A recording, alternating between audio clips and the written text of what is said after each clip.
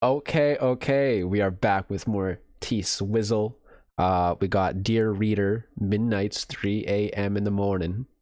Jack and Taylor on production. Dude, what was that? What was I seeing before? Last time I was recording videos off stream, I saw a bunch of people hating on Jack. I saw a bunch of people hating on Jack for some reason. I was like, what? We're like, where the fuck does this come from? Oh, all right, let's just run it.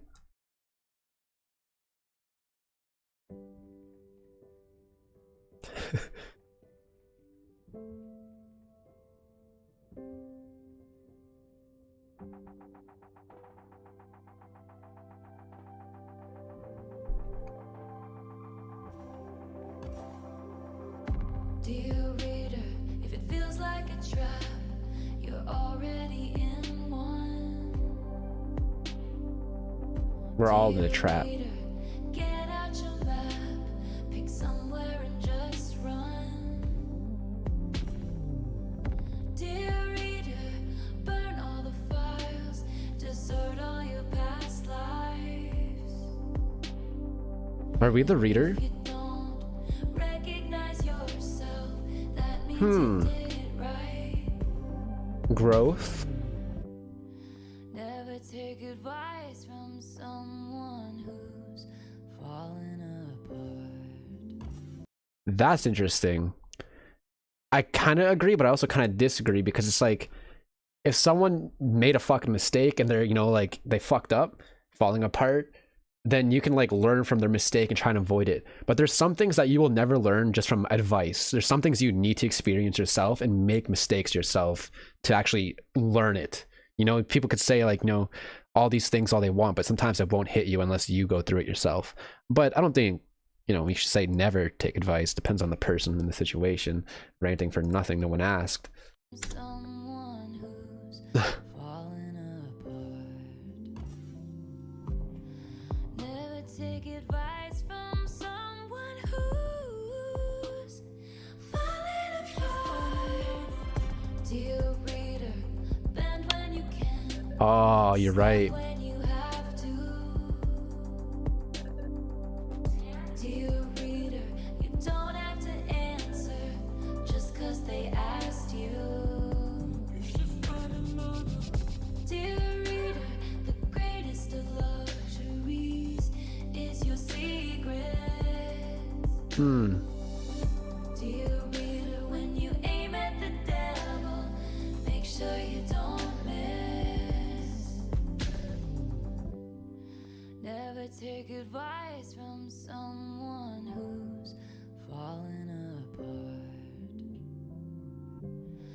Never take advice from someone who's falling apart. The vocal layers, dude. These nights I prefer hiding in plain sight. My fourth drink in my hand, these desperate prayers of a cursed man spilling out to you for free. But darling, please, you wouldn't take my word for it if you knew who was talking. If you knew where I was walking to a house, not a home, all alone, 'cause nobody's there. Home is where the heart is. And my friends found friends who care. No one sees when you lose, when you're playing solitaire.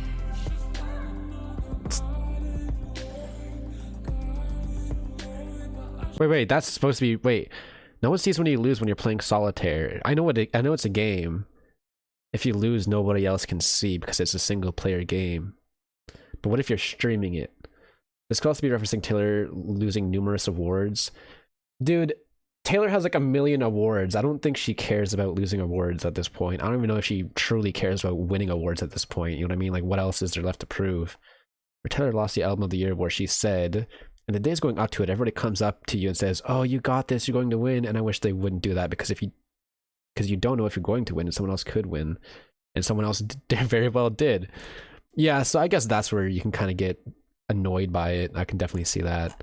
Like, oh, you got this, and you don't get it. It's like, well, just don't say anything at that point. Yeah, I know.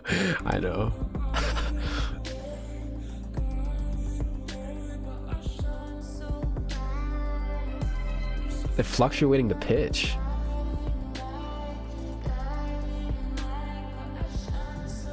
panning the vocal.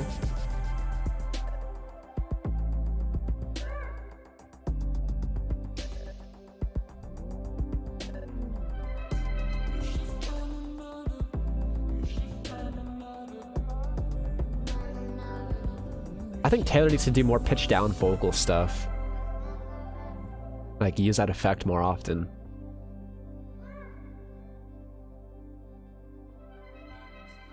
From an advice columnist in the newspaper?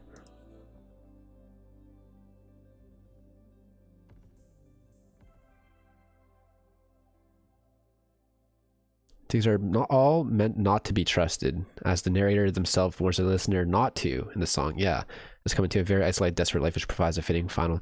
That is very interesting. Is it actually the perspective of an advice columnist? Because that's like in the newspaper and shit, right?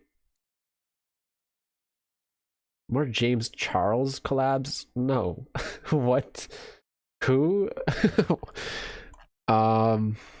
That's a cool song. I did like the production a lot.